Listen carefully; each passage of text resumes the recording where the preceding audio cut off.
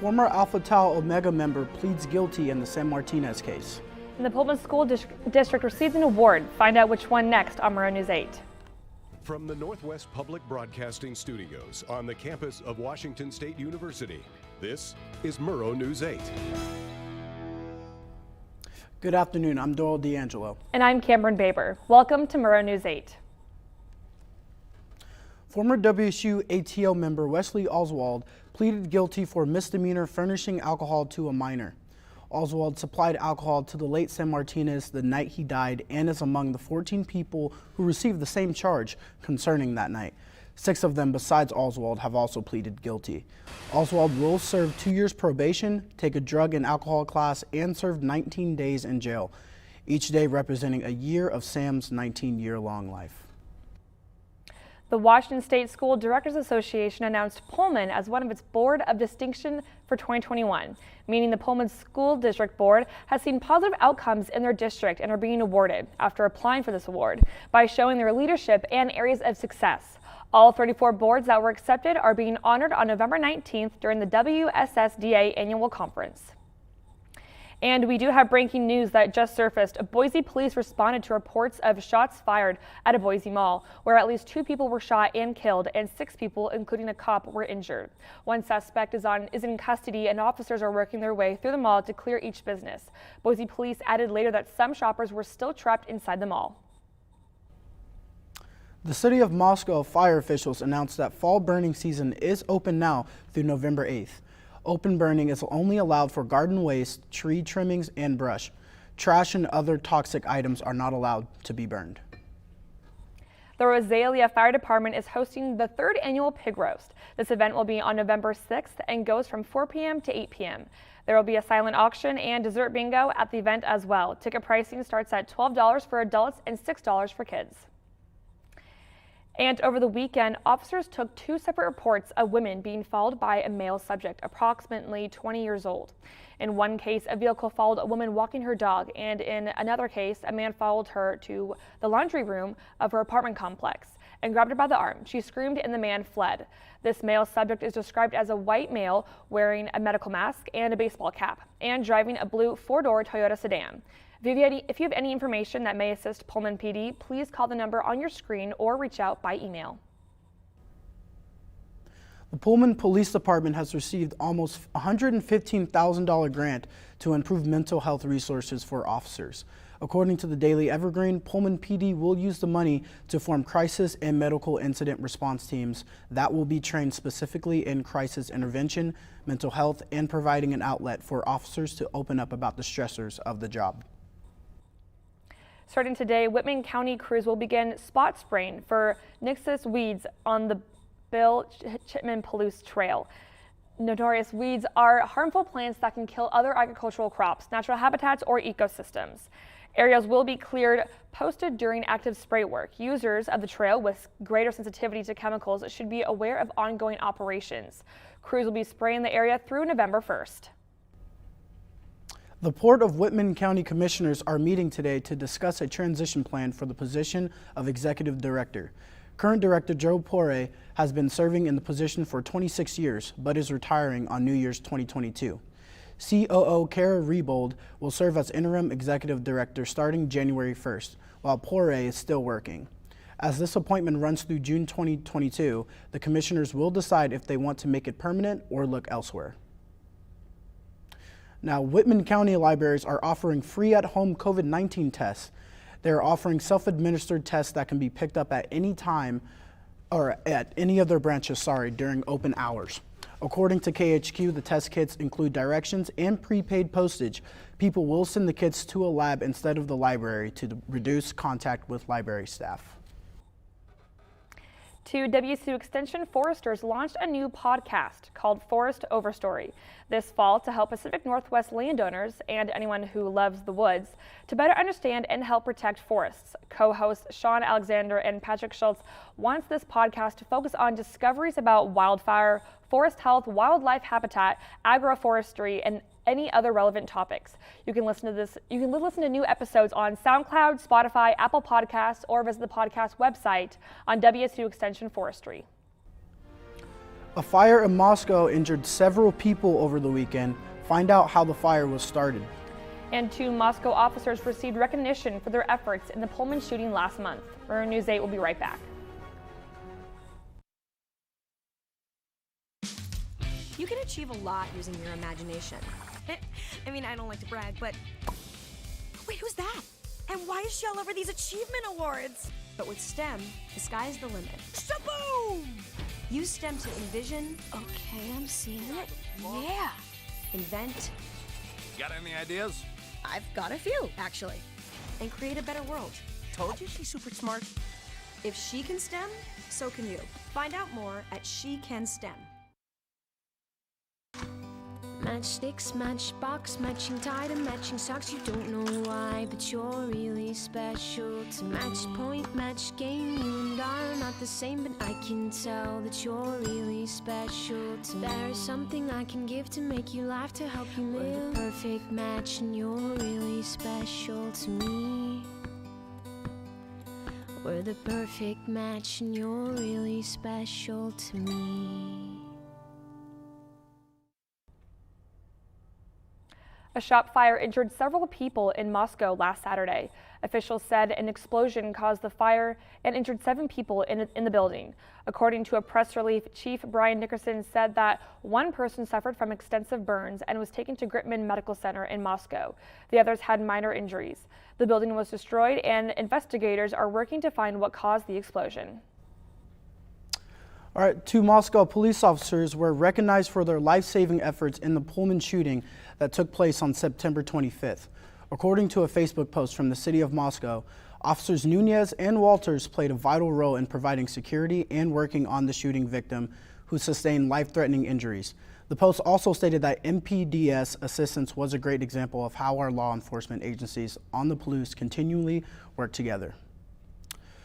All right, guys, so trying to think of a good weather pun, but just like Pullman skies, my mind's kind of cloudy right now. Let's toss it over to weather. Thank you, Doyle. Looks like coming up we do have a bomb cyclone, and what a bomb cyclone is think of it like a storm, but it starts to get stronger and stronger at a rapid rate. But we're not having to worry about that completely right now, but looking at today, we do have 5 to 10 mile an hour winds going at looking at a high of 55 and a low of 38. The sunrise and sunsets are slowly, we're getting a little bit darker earlier in the day, which is unfortunate. But looking at tomorrow, this is where we are starting to see a little bit of that, the bomb cyclone coming into effect. So wind speeds are going to be up to 8 to 13 miles an hour. We're looking at a high of 42 or a high of 52 and a low of 42, with a little bit of showers coming in that day. It's about a 20% chance to see those showers. But coming up, wait for Wednesday.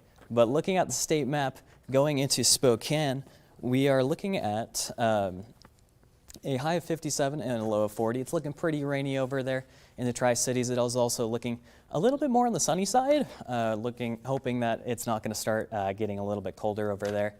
In Yakima, we have a high of 55 and a low of 39. And in Seattle, as always, it's raining with a high of 56, which is pretty warm for some rain.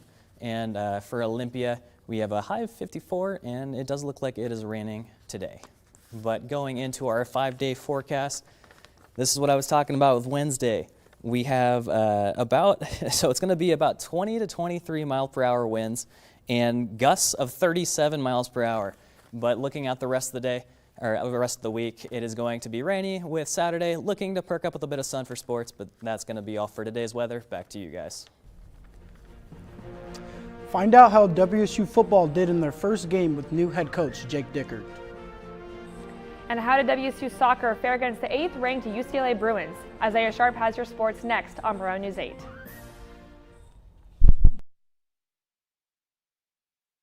There was an old woman who lived in a shoe.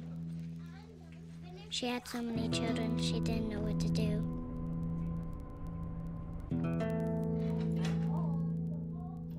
She gave them some broth without any bread and kissed them all soundly and put them to bed. Hunger is a story we can end. End it at feedingamerica.org. 2004 Skateboard Championship. High school, moped. How about you, Slim? Anything? Something. Looks like Slim's got a little paper cut. It's nothing. Come on, man. No, I'm gonna make you tell me. Hey, kidney transplant. When, dude? I didn't know you were sick. I was donating it. Someone in your family? You gave your kidney to a complete stranger? Yeah, saved his life. Wow. All right. Everyone can save a life by being a living organ donor on matchingdonors.com. Welcome back. I'm Isaiah Sharp with your sports. The Cougs, a close one on Saturday to BYU after a tight first half. WSU running back Max Borghi was responsible for all of the scoring, but the Cougs in this one, for the Cougs in this one, but unfortunately it came down to an extra point. A missed place hold in the third quarter put the Cougs down by 1, and a failed 2-point conversion to tie later in the game led to the Cougs' loss 21-19. WSU heads to Tempe this week against Arizona State. And WSU women's soccer took action on Sunday against the undefeated UCLA Bruins. The scoring started quick with an early UCLA score, but the Cougs equalized in the second half. Sydney Stutter set up outside the box after a pass from Grayson Lynch and sunk a 55-foot laser to lead to a draw. The Cougs will be back in action against the Oregon Ducks this Thursday in Eugene. And WSU women's basketball had some exhibition play on Sunday against St. Martin's, and the Cougs, they were uncaged. WSU held St. Martin's to 14 points in the first half and stayed on fire the entire game. The Cougs shot an impressive 58.5% from the field and shut down St. Martin's to just under 20% field goal percentage. The Cougs kick off their regular season November 9th against San Jose State. Well, speaking of basketball, both the WSU men's and women's teams are set to officially start on November 9th. Let's take it over to Murrow News 8 reporter Jacoby Wright, who is live from Beasley Coliseum. Thanks, Isaiah. WSU basketball is set to start right here at Beasley Coliseum for both the men and women's on Tuesday, November 9th. The men will open up against Alcorn State, and the Pac-12 play will begin on December 1st against Arizona State.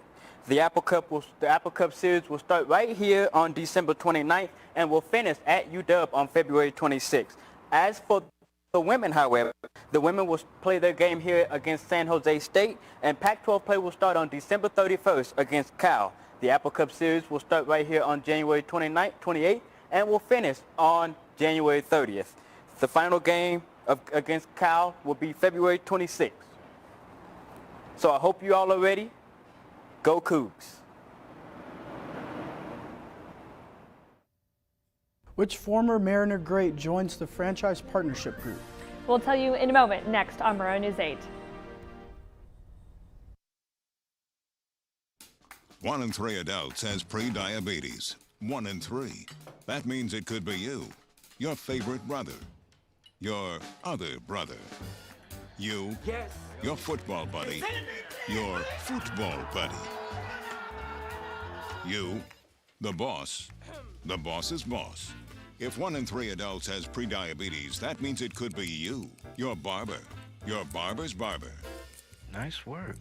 Thanks. You, your plumber, Breathe right into your foot. your plumber's masseuse. Yes. You, your dog walker, On your left. your cat jogger. Or you, your co-pilot, your co-pilot's co-pilot. While 1 in 3 adults has prediabetes, with early diagnosis, prediabetes can be reversed. Take the risk test at doihaveprediabetes.org to know where you stand. Baseball icon Ken Griffey Jr. is buying a stake in the Seattle Mariners. He is the first former Mariner to be a part of the organization and had been working with the team as an ambassador and consultant. Griffey says, in quote, "This is a dream come true because of the relationship I've had with the team and its fans in the city of Seattle. He and the rest of the ownership will